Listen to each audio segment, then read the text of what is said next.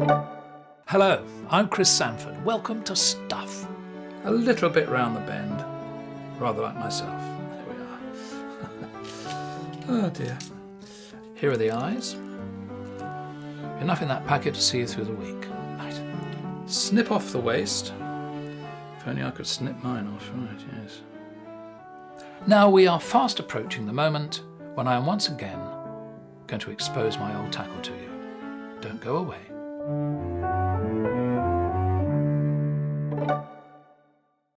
Everybody likes a good finish, I know I do, especially on the head of my flies, and I've got a way of finish my flies which is a really old-fashioned way. I mean, in the old days people would use their fingers to finish their flies because they were tying the flies in their hand. Then somebody invented, I don't know who it was, the fiendishly named whip finish tool. There it is. But I use a very old device. It's called a half hitch tool. Here it is. It's got a little hole in each end, like that. And what you do is this. If you've got a fly which has a very difficult place in which you have to finish your fly, for example, this clink hammer here, the hackle comes out over the eye, and when I tied it, I've tied the herl a little bit too close to the eye. So what I want to do is I want to finish the fly and I want to push the herl back a little bit, and this tool is absolutely ideal for it. So what you do is this. You're going to like this. As one guy said to me when I was at a fly tying fair, he said, "You changed my life." I said, "Good show." So what you do, one turn of the thread is one half hitch, 3 half hitches is a whip finish. So what we'll try and do is whip finish this fly with 3 half hitches, and at the same time we'll push the herl back, okay? So it's 1, 2, 3. We come up to the eye, put it over the eye, pull there like that one, and then it's done. You'll be so pleased when you've done this, you'll want to do it again, just for safety. 1, 2, 3. Roll it forward, put it over the eye, and tighten up. And there you have it. All you have to do is to snip it off and add a little bit of varnish, and the fly's finished.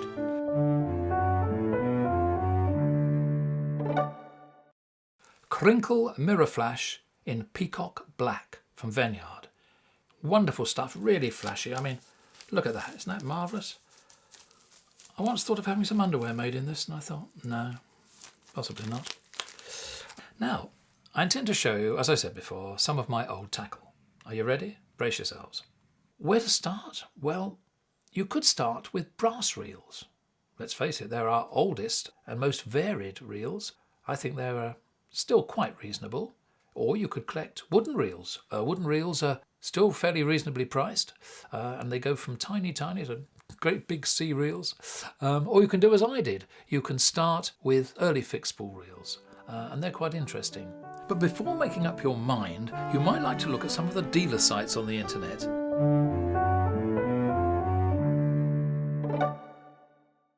This is the BBGB, the Bug Bond Glass Bug.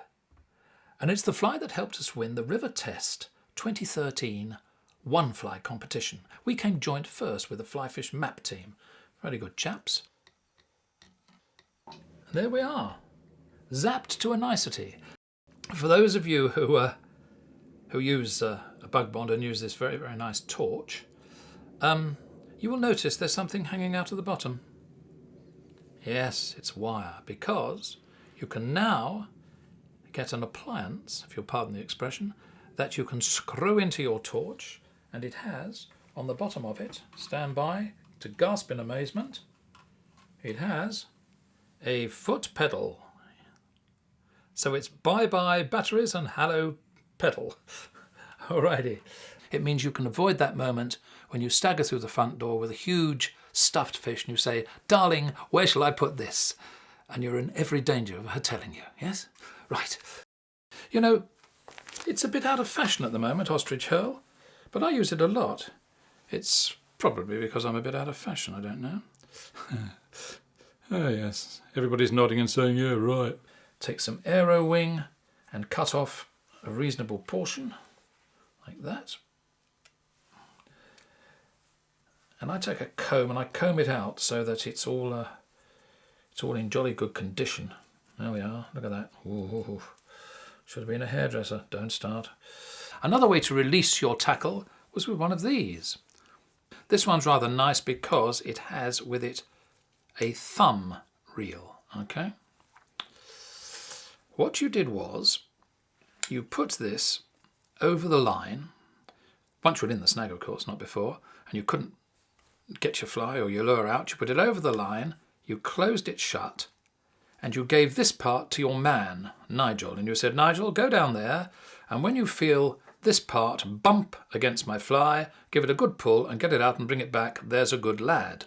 So off went Nigel, came back and gave him back his fly. He said, thank you, Nigel, have a biscuit, or words to that effect. Vices. Yes, I do have a few, and here are some of them. Now then, I'd like to show you the vice that I never leave home without. And here it is. Yes, indeed. The corkscrew vice. It's the only bit of machinery that actually looks after both my hobbies. There we go. Very nice. I forget where I got it actually. I think it was probably in France a long, long time ago. Put it down there so you can have a look at it. It's a jolly good little vice. Not that I have tied that many flies on it, but I have opened an awful lot of bottles. Rightio. So that's nearly it. This is nice. This is from Chile. Lovely drop off. So I'll just say thank you very much for watching and cheers. Excuse me. Oh, sorry, mate. Here we are. Thanks very much. Excuse me. Thank you. Thanks for watching. Cheers. You can't get the staff, you know. Now, if you'd like to see a lot more flies, a lot more fun, and a lot more of my stuff, go to my website. It's at www.chrissandford.com.